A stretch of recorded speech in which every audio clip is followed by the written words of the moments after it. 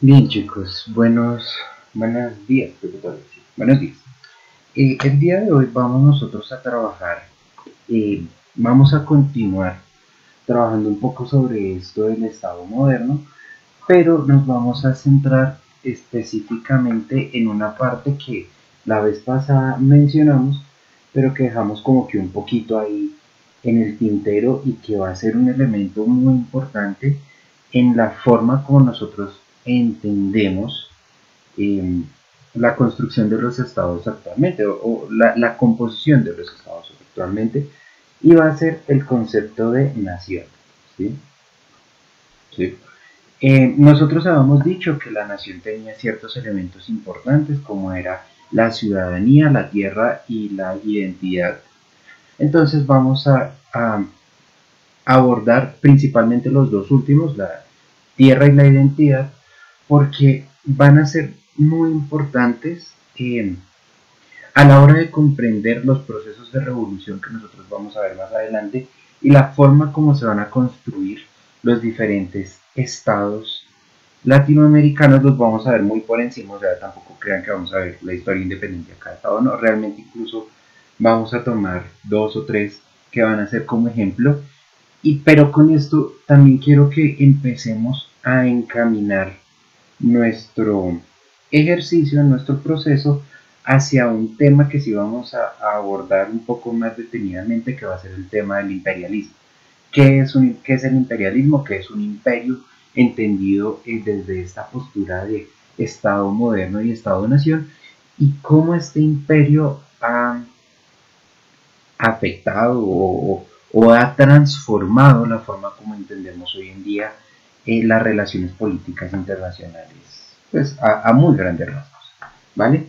Entonces, nosotros al concepto de nación le habíamos puesto dos elementos. Vamos a empezar primero con el elemento del territorio, ¿sí? Pues, territorio, ¿sí? El elemento del territorio. El territorio tiene una importancia bastante grande en nuestro estado-nación porque el territorio nos va a permitir obtener dos elementos sumamente relevantes a la hora de construir un estado.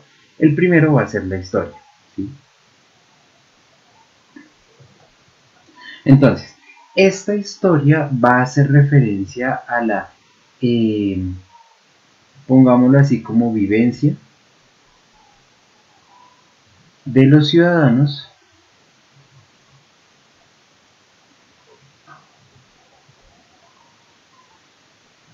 en un mismo territorio.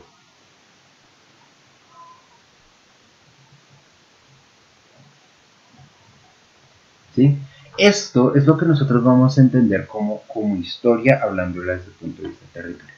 La clase pasada nosotros decíamos que acá iban a haber ciertas cosas como por ejemplo cuánto tiempo llevaba viviendo una misma línea de sangre, digámoslo, una misma familia en cada territorio. Entonces, acá van a estar cosas como por ejemplo la eh, tradición oral, llamémoslo así,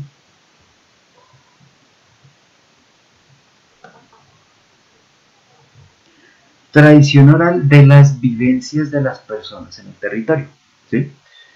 Uno de los más grandes ejemplos que uno puede encontrar en este tipo de cosas es, por ejemplo, cuando uno habla con sus abuelos o habla con sus papás y ellos le cuentan un mundo de historias de su familia que vivieron acá. ¿Sí?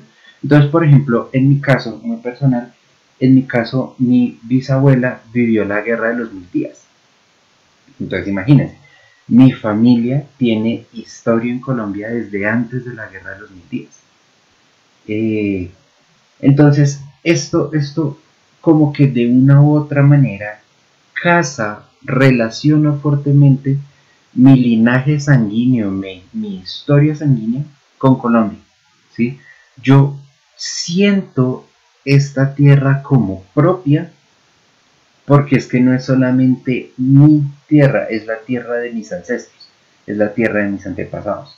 Y por ejemplo, si a mí cogen y me dicen, bueno, pero aparte de eso, ¿qué más tiene? Ah, bueno, es que la familia de mi abuelo, de parte paterna, era indígena, ¿sí? Indígenas del Popayán. Entonces uno dice, ok, entonces se fortalece aún más estos lazos. Y esta historia no es una historia de tipo formal o de tipo que tú puedas buscar en los libros de historia de Colombia, ¿no? Sino es una historia que se transmite de persona a persona a lo largo del tiempo, por tradición oral, ¿sí? Pero esta tradición oral entonces no solamente está relacionada con esta vivencia de los ciudadanos como vivencia, ¿cómo podríamos llamarla? Como vivencia histórico real, ¿sí? Entonces hay una parte que es una vivencia histórica, pero hay otra parte que es una vivencia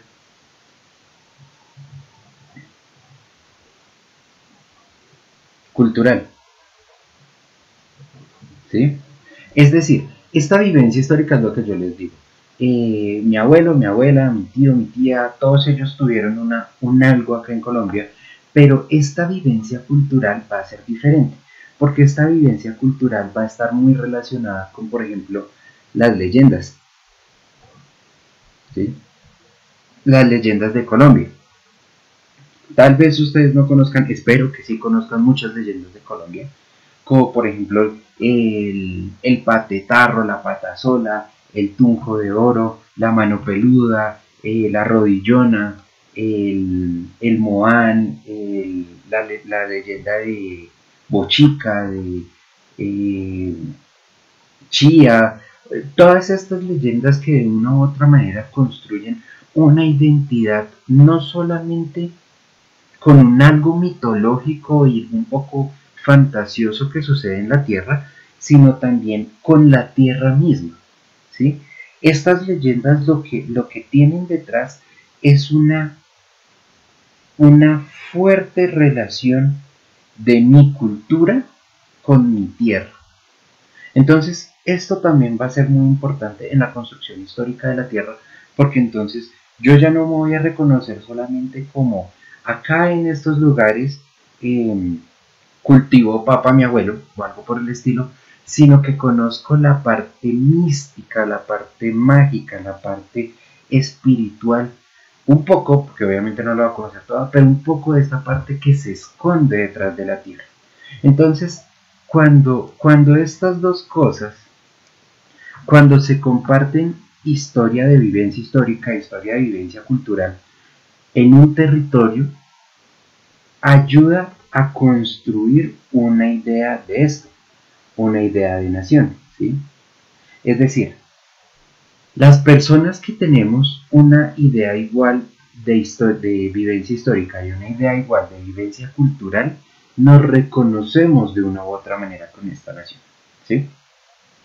Entonces, eso es muy importante porque entonces la nación está en las historias de quien la conforma y su territorio importa en la medida que las personas que la conforman lo reconozcan, ¿sí? Se reconozcan como parte de este territorio. Esto vamos a verlo, a abordarlo un poquito más adelante, pero quiero también hablar no solamente de esta parte del territorio, sino de la parte cultural, de la parte, perdón, identitaria, que está relacionada con la parte cultural, la parte de identidad, ¿sí? Nosotros también tenemos una identidad del ser colombiano y es una identidad que es tanto construida por nosotros mismos como asumida, ¿sí? ¿A qué nos referimos con esta identidad? Esta identidad es una forma de ser nacional, llamémoslo así.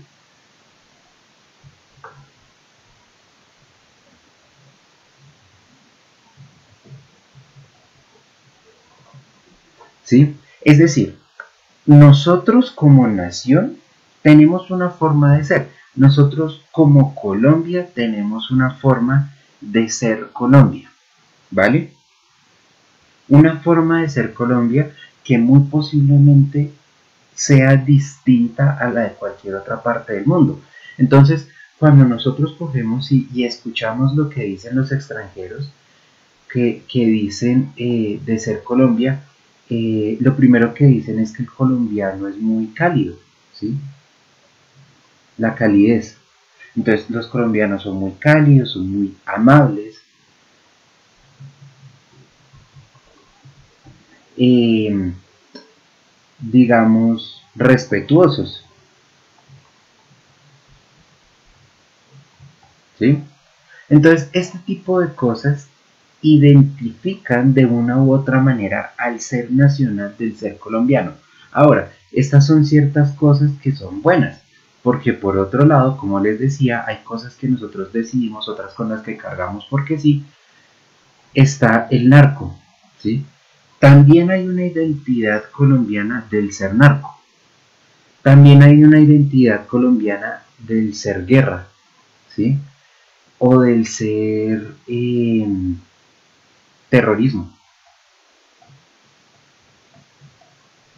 que esta es un poco más nueva, pero un poco más nueva desde que Uribe subió al poder, pero eh,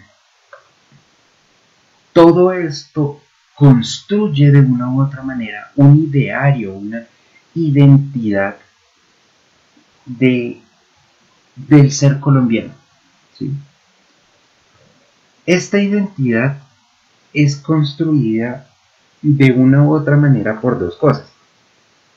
Primero, una visión que se tiene desde afuera, una visión social que tienen otros países, como por ejemplo España, Alemania, Estados Unidos, que cuando llegan acá se encuentran con un choque cultural, ¿sí? Indudablemente hay un choque cultural y que hace que se reconozcan ciertas cosas que para nosotros son muy normales. O sea, nosotros decimos, sí, nosotros somos cálidos, pero pues tampoco una cosa que uno diga, no, somos que florecitas, no.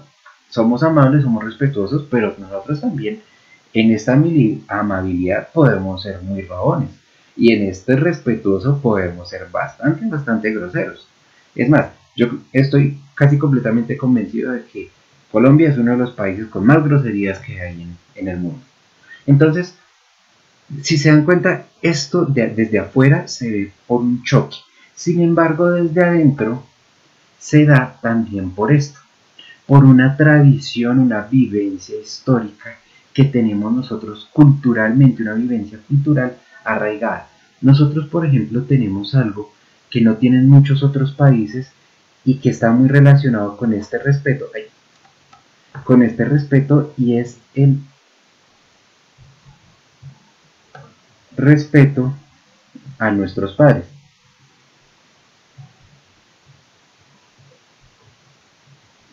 Esto, de la forma como lo hacemos aquí en Colombia, no es que sea un común en todo el mundo, ¿sí?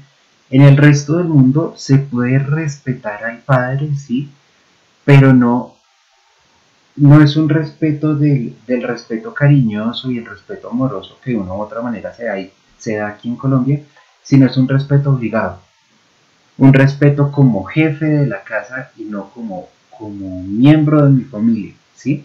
Eso mismo pasa, o sea, eso se ve reflejado, por ejemplo, en la idea de familia.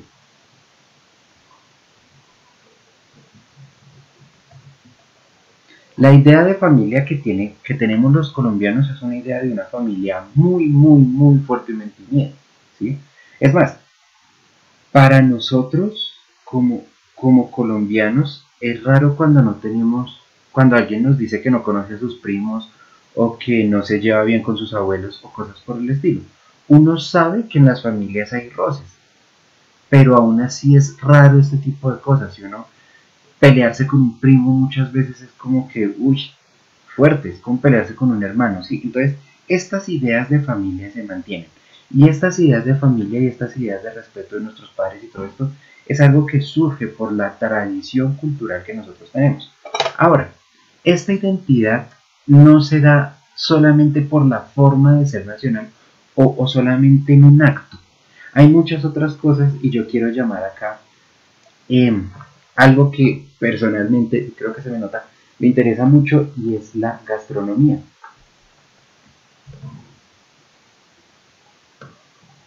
¿Sí?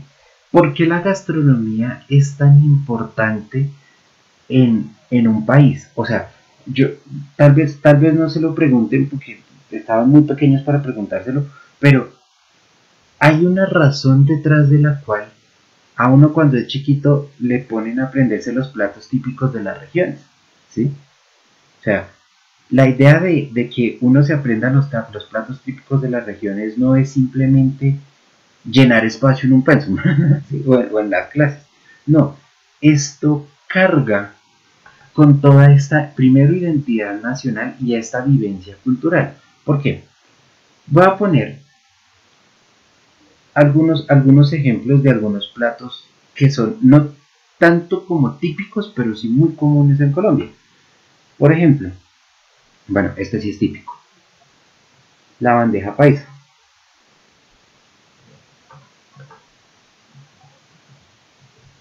¿Sí?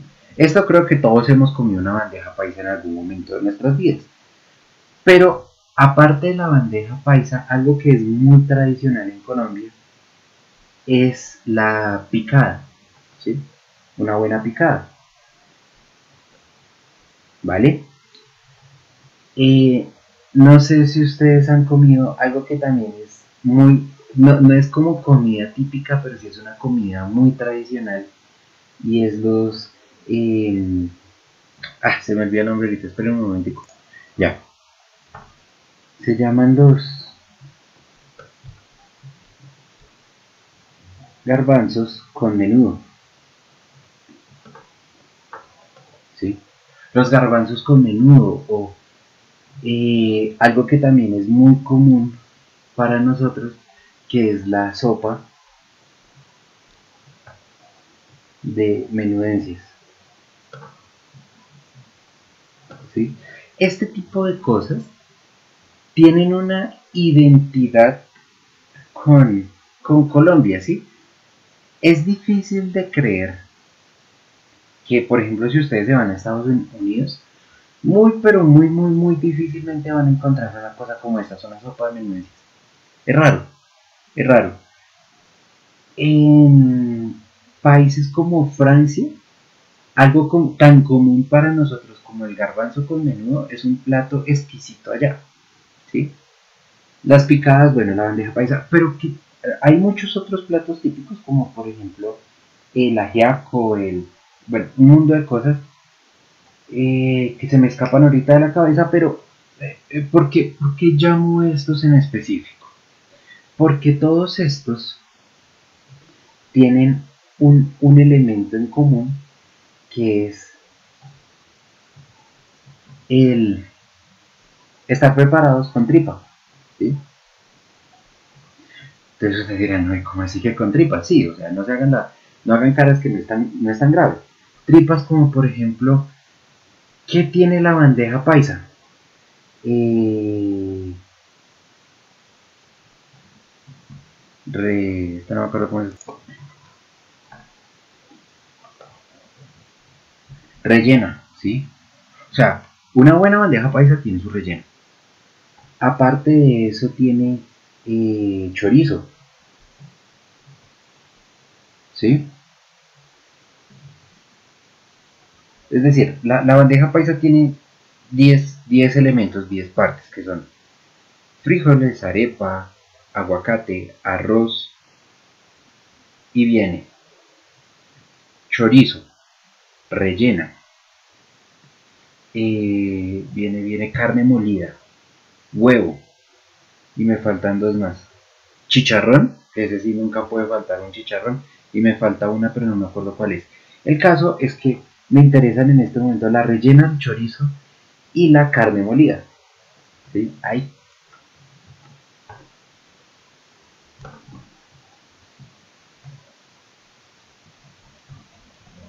la carne molida. ¿Sí? Esto para salir de la bandeja paisa. En la picada nosotros vamos a encontrar muchas más cosas, como por ejemplo la longaniza, ¿sí? El bofe, lo que se llama asadura, ¿sí? Bueno, muchas otras cosas. Aparte de todo esto, vamos a encontrar el menudo.